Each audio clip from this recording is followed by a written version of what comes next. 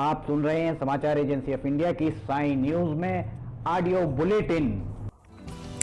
नमस्कार, आप सुन रहे हैं समाचार एजेंसी ऑफ इंडिया की साई न्यूज की समाचार श्रृंखला में रविवार 14 मार्च 2021 का राष्ट्रीय ऑडियो बुलेटिन।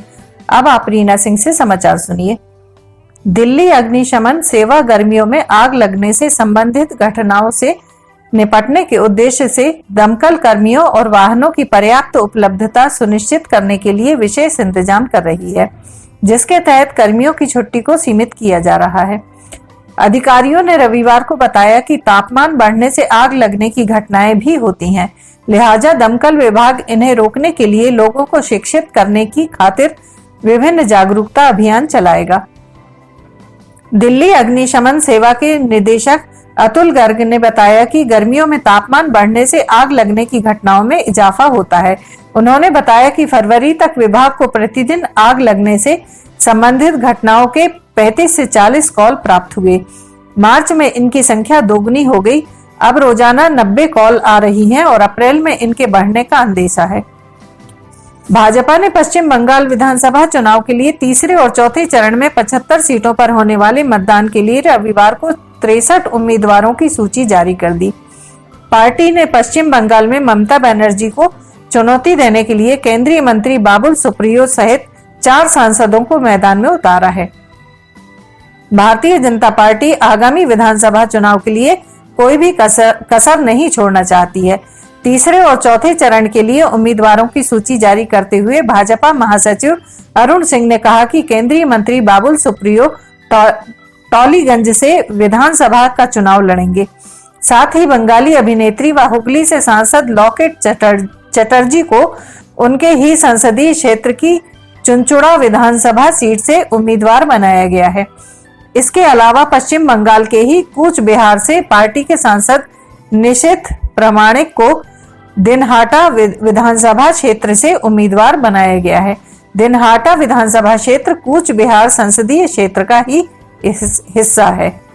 इसके अलावा पश्चिम बंगाल में भाजपा के थिंक टैंक कहे जाने वाले राज्यसभा सांसद स्वपन दास गुप्ता को भी पार्टी ने चुनाव मैदान में उतारा है। वह तारकेश्वर से चुनावी मैदान में ताल ठोकेंगे। वहीं जाने माने अर्थशास्त्री अशोक लाहिड़ी को अलीपुरद्वार से, जबकि तृणमूल कांग्रेस छोड़कर पिछले दिनों भाजपा में शामिल हुए पूर्व मंत्री राजीव बनर्जी को डोमजुर से उम्मीदवार बनाया गया है। इसके अलावा रविंद्रनाथ भट्टाचार्य को सिंगूर से टिकट दिया गया है।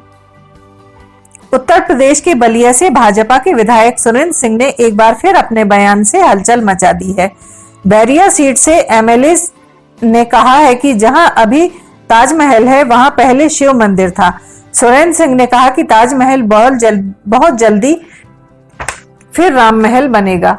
सिंह ने मुख्यमंत्री योगी आदित्यनाथ की तारीफ करते हुए कहा, शिवाजी के वंशज के रूप में यूपी में योगी जी आ गए हैं।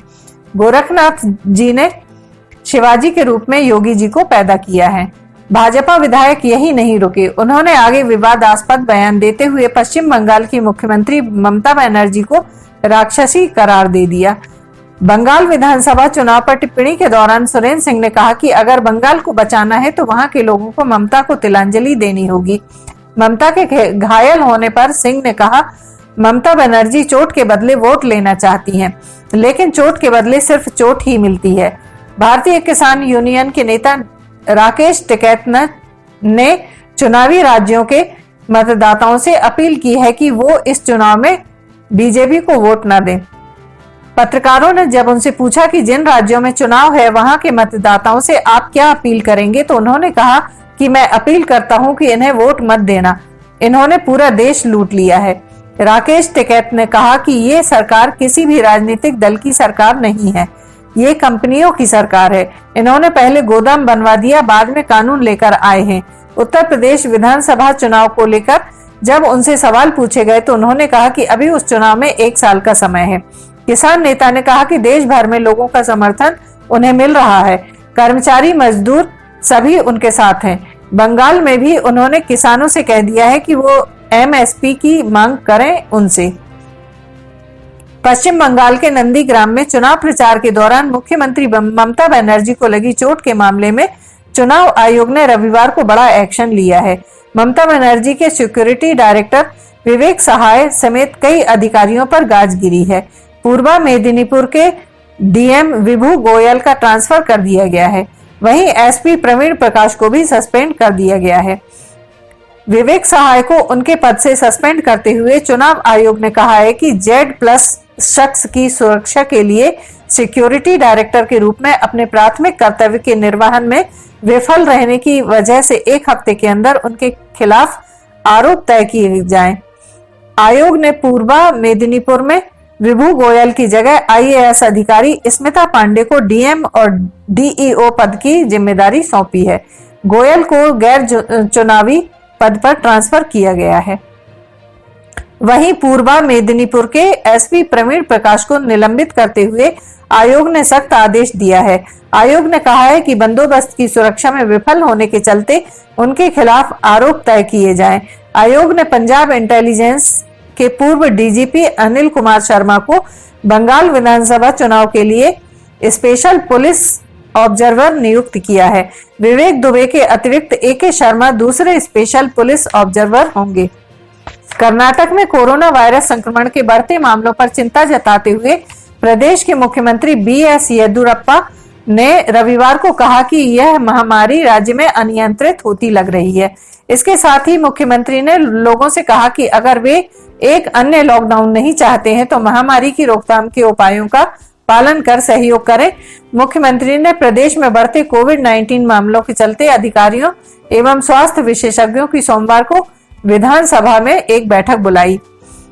येदियुरप्पा ने बैठक बुलाने की घोषणा करते हुए कहा, मैं हाथ जोड़कर लोगों से सहयोग करने की अपील करता हूं। अगर लोग सहयोग करते हैं तो मुझे पूरा भरोसा है कि बिना लॉकडाउन के हम इसे नियंत्रित कर लेंगे। महाराष्ट्र में कोरोना वायरस के संक्रमण के बढ़ते मामलों के बीच प्रदेश के कुछ हिस्सों में लागू किए गए लॉकडाउन के संदर्भ में कर्नाटक के मुख्यमंत्री ने लोगों से यह अपील की है। समाचारों के बीच में हम आपको यह जानकारी भी दे दें कि मौसम के अपडेट जानने के लिए समाचार एजेंसी ऑफ इंडिया के चैनल पर रोजाना अपलोड होने वाली वीडियो जरूर देखें। मौसम से संबंधित अपडेट मूलतः किसानों, निर्माण कार्य करने वालों आदि के लिए फायदेमंद साबित हो सकते हैं। समाचार एजेंसी ऑफ इंडिया के द्वारा अब तक मौसम के जो पूर्वानुमान जारी किए गए हैं वे 95 से 99% तक सही साबित हुए हैं। दुनिया भर में कोरोना के मामले लगातार बढ़ रहे हैं। शनिवार को दुनिया में कोरोना संक्रमितों की संख्या 12 करोड़ के पार पहुंच गई। बीते 24 घंटे में कोरोना के 4,41,891 नए मामले सामने आए और 8,071 लोगों की मौत भी हुई। इस तरह दुनिया में अब तक 12,40,000 से ज्यादा लोग कोरोना की चपेट में आ चुके हैं। 26,59,102 लोगों की मौत भी हुई है। उधर अमेरिका में बीते दिन यहां कोरोना के 48,808 मामले सामने आए और 1,037 लोगों की मौत भी हुई। यहां अब तक 3,43,662 लोग कोरोना संक्रमित हो चुके हैं। 5,46,000 से ज्यादा लोगों की मौत भी हुई है। दुनिया की दूसरी सबसे बड़ी फिल्म इंडस्ट्री हॉलीवुड को भारत भा गया है। भारतीय बाजार की क्षमता देखकर अब हॉलीवुड अपनी पहुंच बढ़ाएगा। आने वाले समय में हॉलीवुड फिल्मों में न केवल भारतीय सितारे और किरदार बढ़ेंगे बल्कि उनकी भारत में भी शूटिंग बढ़ेगी। हॉलीवुड के बड़े डायरेक्ट स्टूडियो शूटिंग के लिए भारत जाने और भारतीय दर्शकों के लिहाज से फिल्म बनाने की तैयारी में है। उनके जहन में कश्मीर, मुंबई, जयपुर, दिल्ली, कोलकाता, गोवा, MP समेत कई विकल्प शूटिंग लोकेशन के रूप में हैं। 3 नए कृषि कानूनों को रद्द करने की मांग को लेकर किसान 109 दिनों से दिल्ली के बॉर्डर पर आंदोलन कर रहे हैं।